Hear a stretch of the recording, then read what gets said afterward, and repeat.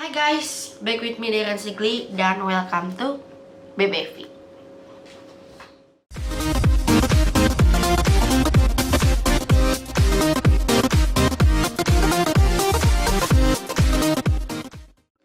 Ya guys, ini kenapa BBV-nya jadi kayak HT kayak gini. Jadi sebenarnya ini tuh bingung juga tadi aku mau kemana gitu dimasukinnya. Karena sebenarnya ini ke HT juga masuk dan ke BBV juga masuk karena kasusnya ini itu memang viral dan berbau-bau dengan mistis. Tapi akhirnya aku putuskan untuk masuk BBV. Tapi sebelum mulai video ini jangan lupa like, komen, dan subscribe.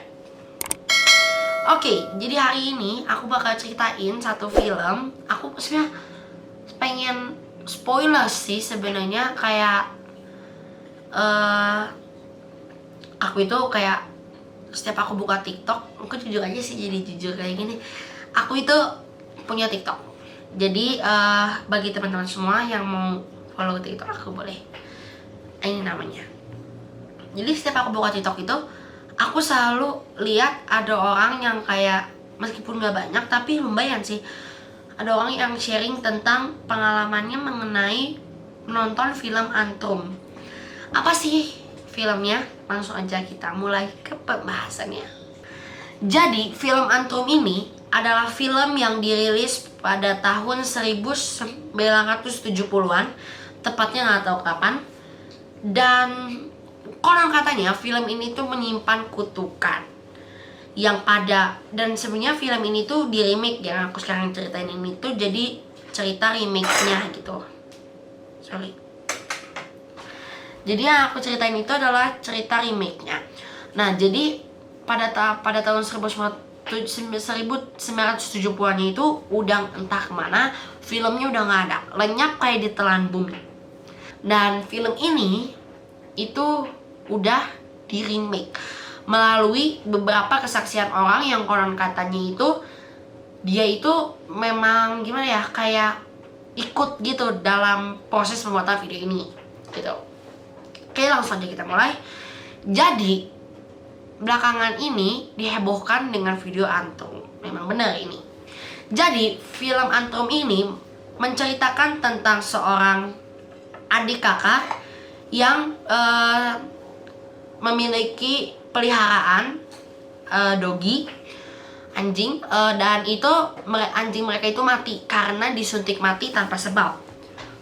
By the way, remake ini itu dibuat pada tahun 2018 akhir dan dimunculkan pada 2019, dan dimunculinnya itu di Amerika dulu, dan setelah itu baru ditayangkan di Jepang. Dan orang-orang Jepang itu mempercayai dan memberikan beberapa kesaksian bahwa film ini itu jangan ditonton, serem, kalian bisa mati gara-gara nonton film ini dan sebagainya. Maka dari itu film ini dikatakan sebagai film yang terkutuk. Dan tapi teman-teman, namanya juga netizen, semakin dilarang mereka akan semakin penasaran, termasuk tim Deren. Nah, jadi pada 10 menit awal atau cukup lama, katanya kayak sih katanya tim aku sih kayak gitu. Jadi cukup lama itu dibuka dengan dokumentaris, kayak film dokumentaris. Misalnya kayak film apa ya, kayak dokumentaris gitu. Jadi ya, kalau film dokumentaris itu setahu aku sih, dulu aku pernah nonton tapi apa aku lupa. Itu dibuka dengan kayak kesaksian gitu menurut para ahli yang gitu-gitu lah intinya. Setelah itu, setelah selesai dokumentaris tersebut, sebelum menonton film ini, akan ada peringatan besar yang menerangkan bahwa pihak produksi film tidak akan bertanggung jawab dengan resiko yang terjadi pada penonton selama menonton film tersebut. Peringatan tersebut memiliki durasi 30 detik dan ada countdown-nya katanya. Jadi kayak 30, 29, 28, 27, 26 gitu. Nah, di sini setelah countdown itu benar-benar dimulai muncul dengan anjing. Oh ya, di sini ada dua tokoh ya, yaitu ada adik kakak bernama Nathan dan satu lagi Orali. Ya benar, dan satu lagi itu namanya Orali. Nah, ketika film benar-benar dimulai, muncul dengan anjing Nathan yang disuntik mati tanpa dijelaskan penyebabnya. Tapi penyebab tersebut ternyata terjawab di pertengahan film. Jadi nanti konon katanya, kata tim aku itu, ini tuh alurnya ngacak banget dan gak tahu kenapa. Setelah itu muncul tayangan-tayangan simbol satanik yang tampil seperti watermark. Dan simbol ini muncul di beberapa bagian lainnya saat penayangan film tersebut, dimana simbol-simbol itu dirasa kurang berhubungan dengan ceritanya, tapi membuat merinding. Jadi ternyata muncul muncul lambang-lambang satanik kayak gini, gini. Itu dia. Sebagai dimana awal diceritakan, tadi belum terjelaskan penyebab kematian anjing tersebut. Rasa penasaran Nathan pun tergugah untuk bertanya kepada ibunya di mana keberadaan anjingnya. Ibunya saat itu lagi menyetir mobil, tiba-tiba menghilang. Setelah menjawab keberadaan anjing Nathan, dan mobilnya berjalan sendiri. Di sini agak sedikit membingungkan sebenarnya. Kemana ibunya Nathan pergi? Tapi ternyata di kelanjutan film terjawab. Segala hal yang dilihat Nathan sama perjalanan hingga melihat Oralie berada di sampingnya hanyalah imajinasi Nathan. Guys, serem banget ya. Dan ternyata di sini Nathan itu tipe anak yang karakternya itu, dia itu kayak punya dunia sendiri, imajinasi sendiri. Jadi dia itu kayak gimana ya, kayak punya dunia sendiri gitu. Jadi dia sering berimajinasi, dia sering mimpi. Nah, di sini dikisahkan bahwa si Nathan ini sering hampir tiap hari mimpi akan anjingnya. Anjingnya itu jadi datang ke si Nathan gitu. Dan by the way, ibunya itu tadi, Nathan itu nanya ke ibunya, "Bu, anjing aku kira-kira masuk surga kan?" Ibunya menjawab, "Tidak, anjing kamu itu nakal. Jadi kemungkinan anjing kamu itu di neraka," gitu katanya. Dan di sini aku lanjutin ya. Rasa kasihan Oralie terhadap Nathan karena dimimpikan oleh anjing itu terus-menerus membuatnya mengajak Nathan ke hutan terlarang untuk mencari anjingnya di neraka, seperti yang dikatakan ibunya.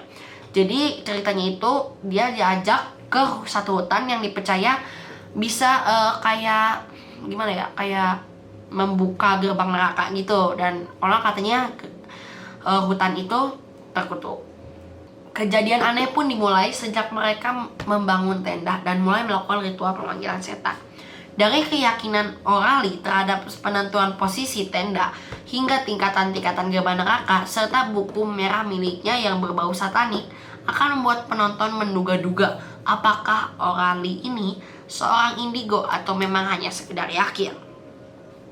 Jadi sebenarnya di sini itu udah mulai freaknya filmnya itu kelihatan banget bahwa jadi si Oralie ini membawa buku-buku dan si Oralie ini meyakini bahwa anjingnya ini dapat dijemput dari neraka dengan ke hutan ini dan membuka gerbang neraka gitu.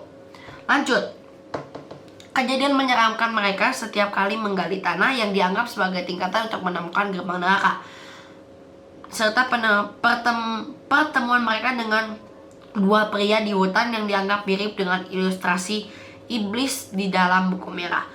Oralie semakin membuat suasana menonton menjadi lebih menegangkan. Banyak adegan-adegan yang membuat kita semakin penasaran saat menonton film ini. Tapi sangat disayangkan, akhir film ini masih kurang klimaks karena penempatan editing yang kurang tepat. Jadi teman-teman, setelah itu mereka itu terus menggali. Jadi terus menggali hingga akhirnya gimana ya? Mereka itu percaya bahwa setiap mereka menggali itu membuka satu tingkatan daripada si film ini. Dan di tahapan pertama, mereka itu menemukan seorang tupai yang gerakannya itu absurd banget, guys. Kayak pakai stop motion gitu, kayak gitu. Nah, di sini mereka menceritakan bahwa ada seorang tupai nih, kata adiknya si Nathan. Tapi kakaknya bilang bahwa itu adalah iblis yang sedang menyamar dan ingin mengganggu mereka. Nah, setelah itu tetapi mereka terus melanjutkan dan mereka membangun suatu pentagram. Yang kedua, mereka terus menggali hingga ke tahapan yang kedua. di tahapan yang kedua ini, adiknya si Nathan itu di tangannya itu ada cakaran dan ada kayak bekas gigit-gigitan, guys. Nah, di sini udah mulai nih keanehan mulai terjadi. Lalu mereka itu mendengar suara langkah yang ternyata itu adalah laki-laki Jepang yang ingin bunuh diri. Lalu di sini si Nathan ini langsung menceritakan, langsung meneriaki si laki-laki itu.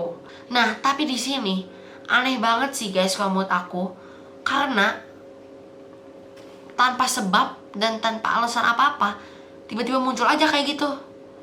Dan sekarang mereka tetapi terus menggali guys hingga tahap ketiga. Nah, di tahap ketiga ini si adik Nathan ini menemukan suatu pistol yang sebenarnya ya wajar sih, karena hutan yang mereka datengin ini itu merupakan hutan tempat bunuh diri. Nah, pistolnya ini diberikan ke kakaknya dan hari malam pun tiba. Malam hari mereka masuk tenda dan kakaknya ini menceritakan kepada adiknya di dalam tenda mengenai penjaga neraka berupa anjing kepala 3 guys yang bernama Cerberus. Tapi di sini kakaknya ini menceritakan bahwa ini itu anjing itu ada di tingkatan akhir. Jadi itu memang benar-benar penjaga neraka dan itu bukannya tingkat akhir. Kita ini masih ada di tingkat 3. Jadi mereka masih ada 2 tingkat lagi untuk bertemu dengan Cerberus itu. Dan setelah itu mereka tidur dan pada pagi hari mereka menemukan 2 orang yang berada tak jauh dari tenda mereka. Dan mereka melakukan hal-hal absurd sih guys, yang gak bisa aku ceritain di sini. Tapi mereka melihat 2 orang tersebut mirip banget dengan gambaran iblis yang berada di buku merah si kakak guys. Nah, jadi kayaknya mereka itu mulai berpikir bahwa 2 orang ini merupakan 2 orang yang penjelmaan iblis guys. Nah, jadi di sini setelah mereka itu melihat 2 orang tersebut, mereka itu memutuskan untuk keluar dan tidak jadi menjemput adik si anjingnya ini dari neraka. Mereka memutuskan untuk keluar. Tapi setelah seharian mereka jalan dari pagi, udah naik kapal, udah naik apa segala macam, tapi mereka ke tenda lagi guys. Parah banget kan. Dan adiknya ini tiba-tiba teriak guys. Dan kata adiknya itu dia melihat Cerberus guys, yang gak mungkin banget kan, karena mereka baru tingkat 3. Dan setelah itu kakaknya langsung membawa adiknya ke dalam tenda dan suruh diam, karena takutnya 2 orang tersebut itu kayak bukan orang baik gitu. Jadi mereka itu takutnya bisa mencelakai adik dan kakak ini. Jadi setelah masuk tenda, kakaknya ini udah panik banget dan kebayang sih suasananya itu bakal hektik banget kayak Nah, tapi di sini kakaknya akhirnya membongkar guys, dan segalanya kebongkar di sini. Jadi semuanya itu hanya bohong guys. Kakaknya sendiri yang menulis buku merah, kakaknya sendiri yang mengarang tentang Cerberus, kakaknya sendiri yang membuat tentang ritual-ritual berbagai macam itu untuk menenangkan hati adiknya dan membuktikan bahwa semuanya itu bohong dan apa yang dilihat adiknya itu hanyalah halusinasi. Tapi adiknya membantah guys. Jadi di sini adiknya nggak mau, dan itu menurut adiknya itu aku bener lihat guys. Maksudnya aku bener lihat gitu. Dan apa yang terjadi dilihat itu Cerberus itu adalah nyata. Nah, hari mulai pagi lagi. Dan mereka itu terbangun dengan tergesa-gesa dari tendanya karena mereka mendengar suara langkah. Dan begitu mereka keluar, ada 2 orang yang tadi guys yang melakukan hal absurd itu mendekati tenda mereka dan diem di depan tenda. Akhirnya si kakaknya ini membawa si Nathan mengumpet di belakang satu pohon gitu, karena hutan ya guys. Dan langsunglah mereka mengumpet, dan ternyata guys Nathan ini malah lari nyamperin dan kayak bawa anting gitu guys, kayak gini guys, kayak Harry Potter apa dia? Ya bukan lah guys, itu malah jadi menurut adiknya ini semua itu masih nyata. Sedangkan kakaknya kan udah bilang bahwa adiknya, jadi semua ini kan cuma karangan dia. Dan aduh, Menurut aku absurd banget guys, aku ya sampai pusing nyeritainnya. Nah jadi guys, setelah itu adiknya nyamperin dan seketika ditembak lah guys, karena ternyata itu memang bukan iblis, tapi itu memang orang, ya bener-bener orang guys, kayak kita ini. Kakaknya yang mau nyelamatin itu juga kena tembak dong. Dan ternyata ini merupakan bukan tembakan yang kayak isi peluru gitu ya, tapi melainkan tembakan untuk menembak hewan. Dan mereka ini diseret ke yang lokasi tadi yang ada patung Baphomet itu. Nah di sana mereka berdua itu udah sadar dan adiknya ini dimasukin ke patung Baphomet dan dibakar guys. Sedangkan kakaknya itu dimasukkan ke dalam satu kandang hewan gitu, dan ternyata kakaknya itu bawa pistol dan kakaknya itu berhasil menembak 2 orang tersebut dan meminta adiknya buat lari duluan. Tetapi guys, adiknya ini malah mendengar suara rantai gitu dan dia nyamperin guys ke suara rantai itu, dan ternyata itu bukan Cerberus atau apa, ternyata itu cuman anjing yang kayak kena perangkap gitu guys kakinya. Gila kan, udah dibikin deg-degan tapi ternyata cuman kayak gitu. Sebenarnya di end sih guys. Tadi itu begitu, setelah itu adiknya menemukan satu anjing liar, di end guys, selesai. Tapi guys, gak mungkin lah, dan setelah dicari-cari lagi dan itu ternyata ada sambungannya. Jadi si kakak ini kembali ke dalam hutan dan mencari adiknya, dan di sini kondisi kakaknya itu udah depresi guys, udah gila dan udah stres karena si adiknya ini tuh entah kemana, dan dia itu mulai mengubur segalanya dan mulai membakar buku-buku merah. Dan kakaknya itu sungguh menyesal membawa adiknya ke dalam sehingga mereka itu berdua nggak bisa selamat guys. Nah di sini setelah itu dia masuk ke dalam tenda dan kondisi itu udah stres banget guys, udah kayak hampir gila gitu. Dan ditambah lagi ada scene kayak dia itu kayak kesandung-sandung mayat-mayat yang ada di situ guys, karena itu kan hutan bunuh diri. Dan akhirnya dia mendengar suara rantai yang sebenarnya rantai itu merupakan rantai yang dibawa oleh adiknya. Dan setelah itu dia menodongkan pistol gitu guys, kayak ini anggap pistol lah guys, gitu ke depan tendanya gitu guys.